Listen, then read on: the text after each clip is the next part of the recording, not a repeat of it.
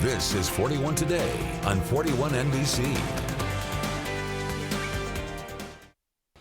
Welcome back. Today we're joined in studio by Aaron Fondal, Executive Director with the Hill of Hope Foundation, a nonprofit working to support families across Georgia as they face rising food prices and recent SNAP benefit reductions. The organization is already stepping in with emergency relief funding, meal support, and community partnerships designed to make sure no one goes hungry this holiday season and beyond. Well, first of all, congratulations on you guys' efforts that you are doing in the community. So I want to start with this, right? So SNAP cuts hit families across Georgia hard. From your perspective, what have you guys seen on the ground, and how has the Hill of Hope Foundation stepped in to fill those gaps? Well, as you know, thank you first of all, Tyreek, for having us here. It's great to be back in my hometown of Macon.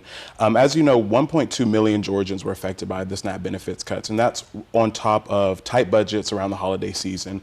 And so whether that's in Albany, where we've kicked off some of this work, or here in Macon, Georgia, or in Atlanta, families are really struggling. And so we've done two things just to hit the ground running, right? We have a partner down in Albany, a-better-way-grocers, whose entire focus is on fighting food insecurity and providing fresh produce and nutrition to folks who need it. And so we provided them with a micro grant to distribute free SNAP relief bags filled with fresh quality, first staple goods such as avocados, potatoes, tomatoes, things of that nature. In a single afternoon, Tiffany Terrell, who is a visionary leader and truly a community institution, distributed those to elderly and struggling families, and they already have more relief on the way for cancer patients.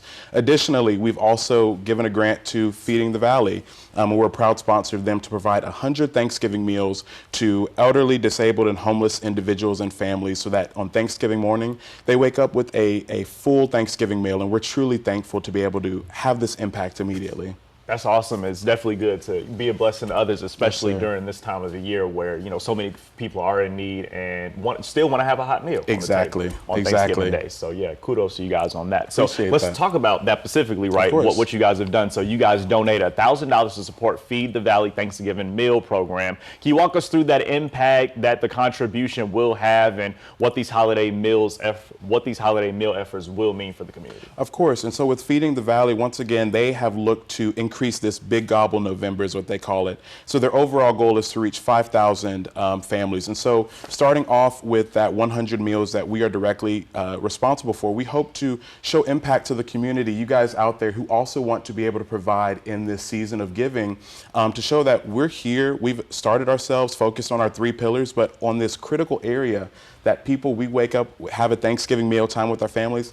That's something that sometimes we take for granted, and we want to make sure that someone who doesn't have a home, someone who can't get out of their home, the entire reason we have this foundation, my late mother who passed away from stage 4 cancer, she was immobile. You know, she couldn't get out the home, and we want to make sure that everyone has that opportunity to eat and enjoy that hot meal. And so we're really looking forward to seeing that impact firsthand. Yeah, definitely. And then also talk about this, right? So the foundation was created to honor the legacy of Dr. Maria Hill Fondal. And can you tell us how her life's work continues to shape your mission as a local, as you focus on healthy quality education and then also economic opportunity? Absolutely. So Dr. Maria Hill Fondal is the heart behind our foundation. My late mother, in 2021, she was diagnosed with stage 4 cancer and given 2 months to live. She turned those 2 months into 3.5 years of very strong, fulfilling life with my father, my brothers, and my sister-in-law. Unfortunately, she passed away last November, but she served her patients here in Macon, in Albany, as well as in Atlanta,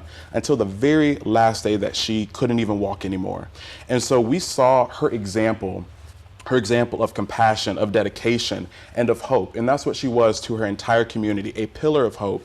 And so, you know, after her passing, we sat down and said, how can we continue that? How can we work in our grief to make an impact and continuing that legacy? And it is just such a blessing to be able to do that, to be able to work here in South Georgia, Southwest Georgia. And once again, we want to expand across the state and beyond to be able to find people and meet them where they're at in the community to make an impact. Wow, that speaks a lot of volume, how she used, you know, her final time here on this earth to give back to others. Absolutely. Yeah, that's definitely very impactful. And I'm a mama's boy, so it's good to keep working to continue her legacy. Absolutely. Well, thank you so much, Aaron, for joining us in the studio and sharing how the Hill of Hope Foundation is stepping up for families across Georgia. And for more information, you guys can head over to our website at 41nbc.com.